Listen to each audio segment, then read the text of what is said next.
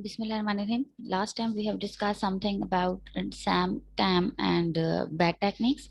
They all are used for the analysis of nanoparticle. But we can understand that in SAM and TAM, we were using the phenomena of electronic force. It means electrons were bombarding and electrons were giving the spectra. But in this case there is nothing to do with the electron, and it is more kind of a physical type of technique in which there is just an contact between the needle and the surface, and by the help of this kind of physical interactions we got to know about the information of its size and shape. Well, all these techniques were used for the determination of a size and shape of a molecule and size and shape of a particle, and they all are working on a very low, very small size particle ranges. And among all of them, the AFM is another technique which we use for the analysis of nanoparticle. Okay, if you talk about atomic force microscopy, it is more or less familiar by the name of AFM. As a short form, we used to call it AFM, and its other name is about scanning probe microscopy. It is also called as scanning probe microscopy. It is now a old technique. In 1981, it was first introduced, first derived, and in some places it was reported as it is first made in 1986. After that, this technique has been considered as one of the prominent tools in imaging. It is used for the imaging of nanoparticles and measuring and manipulating matter at nanoscale. Means it can determine the nanoparticle at a very low level, and in a very precisely at a very low level. The microscopic tools has demonstrated the ability to obtain images with a very high resolution at Armstrong level. So its resolution is also very high, and it is giving at a very low level. We can find the particle size. It is a very ideal technique for the measurement of a surface roughness and texture of the nanoparticles and other particle materials. And by means of this, different kind of nanomaterials and including polymers and nanocomposites were also determined and studies using this technique, which is called as AFM. The AFM has a very big advantage that it is a non-destructive technique. It do not destruct our material, our system, and material become non-destructive by using this kind of a technique. First atomic force microscope were given such kind of a face, and it was like this. The internal parts were like this. AFM works by touching objects phenomena. As I already discussed, that it is nothing to do with the electron bombardment or anything like this, but it is more or less a physical type of a technique. It reads things. It reads things like blinds reads by touching the surface of a particular materials. Similarly, AFM work on this technique, and it simply rotate over the surface, and by means of this it makes an impression, and that impression is used for the determination of nanoparticle size and shape. It can also be used to obtain three-dimensional representation of a sampling surface with a very high resolution. So these were the two scientists who made efforts to make this technique, to make this phenomena working at a very low level. And by this animation you can easily observe that how this AFM actually works, and how it is being making things to do. AFM, first we have some controllers, and then photo detectors are being there, then piezoelectrics were there, and then lenses and lasers, and all these are combined together to make a proper AFM material or AFM technique. The atomic force microscopy is a nanoscale surface topographic technique. It is a topographic means it reads the surface phenomena. It works on the surface phenomena. It is insulating.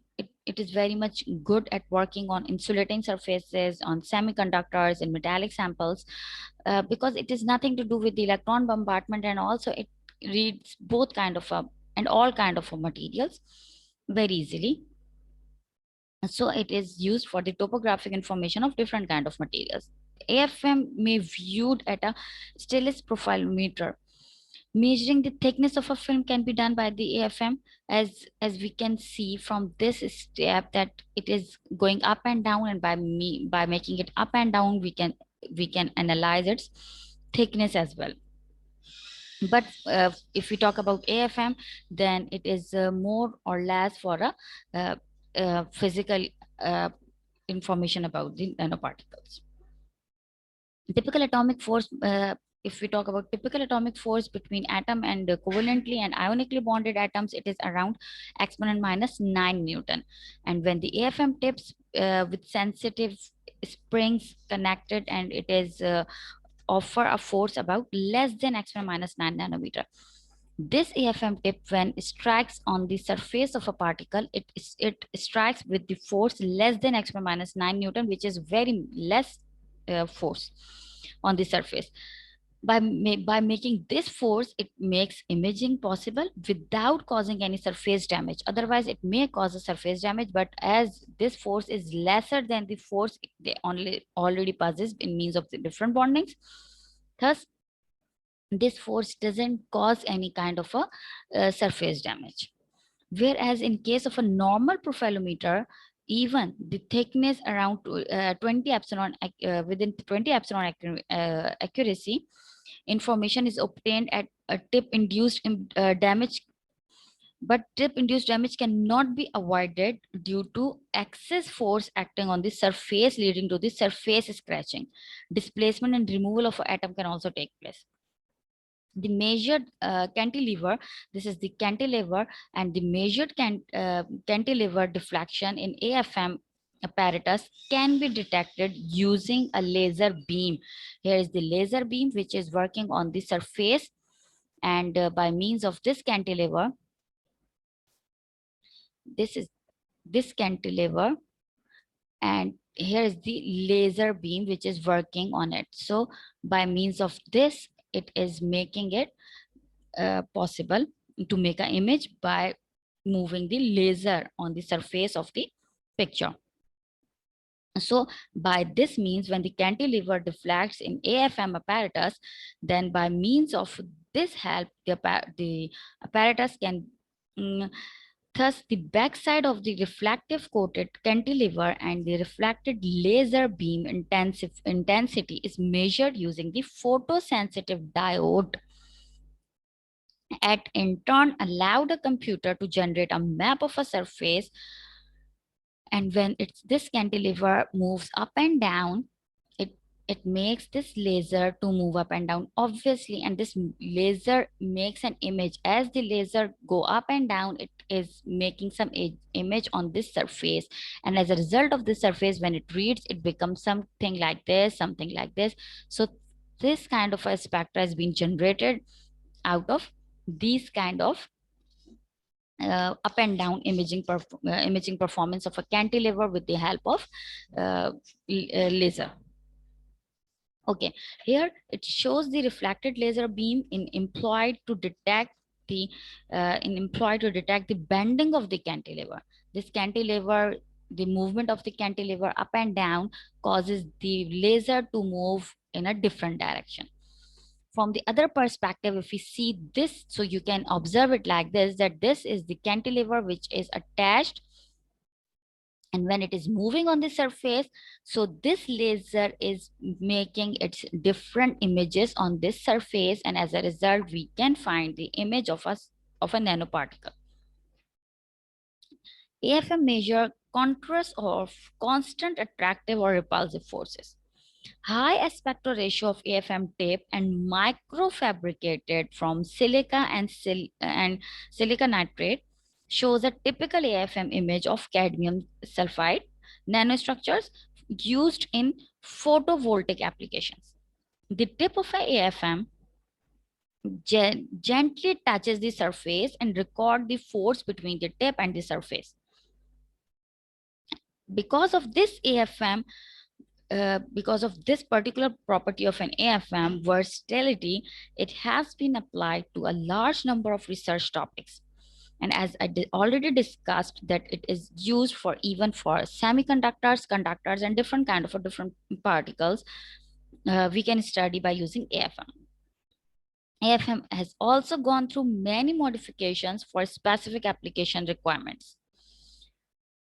Okay, the forces involved between the tip of the surface in the measurement, and the force is measured indirectly by the measuring the deflection of the cantilever and knowing the stiffness of the cantilever. Hooke's law states that the force F is equals to minus kx, where k is the stiffness of the cantilever and x is the extent to which the cantilever is bent.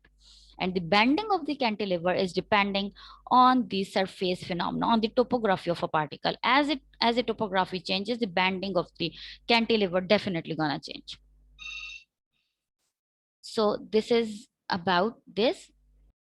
Okay, by means of this Hooke's law is being applied between the cantilever and between cantilever to our surface, and this topography is and this phenomenon is used for the determination of the surface properties of a particle. Contact and non-contact modes are used for the purpose of a surface imaging. Some where it is it is in contact with the surface, and other time it is not being contacted in the surface. So between this contact and non-contact, we are studying the proper surface imaging. We are getting this proper surface imaging. The tip is scanned across the surface, and by means of this scanning, as we do this scanning, as you can see from this image, that it is properly scanning throughout the surface, and by means of this it is making a proper image of a particular particle. The adjustment of the tip is displayed as surface information data.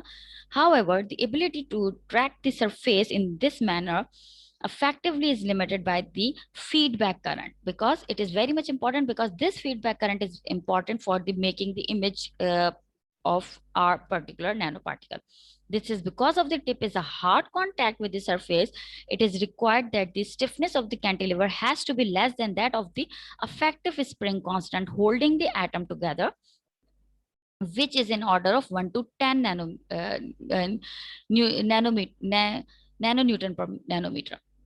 Whereas in nano contact mode, an oscillating cantilever is used. A stiff cantilever is oscillated in the attractive force regime, which means that the tip is quite close to the surface, and by means of this closeness we can find the images. However, does not touches the surface. The detection scheme, if we see from this graph, that here is laser, the mirror, the photo detector, the amplifier, the samples, probes, and cantilevers. And by means of all this, you can easily understand that it is the cantilever, this is the tip by which it is working. Here's the laser is going, and from this laser, it is making image on the surface. How AFM works, it is already discussed in very much detail, and some more details are coming up for you. The tapping mode of AFM is, in this case, a stiff cantilever is oscillated close to the sample than this non-contact mode. The advantage of tapping the surface is improved lateral resolution on the soft sampling. Mapping of surface topped with the liquid dropped can be achieved. Lateral forces such as drag, common in contact mode, are virtually eliminated. It may be noted that the part of oscillation extends into the repulsive regime, so the tip intermediately touches or taps the surface. So by now, the working of a AFM is completed, and in next lecture we will definitely gonna discuss something about its application, and more importantly we will discuss the difference between the AFM, TAM, something, which technique to use when and for which kind of a particle and for which size of a particles. So in next lecture we're gonna discuss this kind of a phenomena which is related on the differentiation between the SAM, TAM, AFM, and and also for which kind of a particle will be studied on using which kind of a pro- is- uh, which kind of a technique. So for now, this is enough.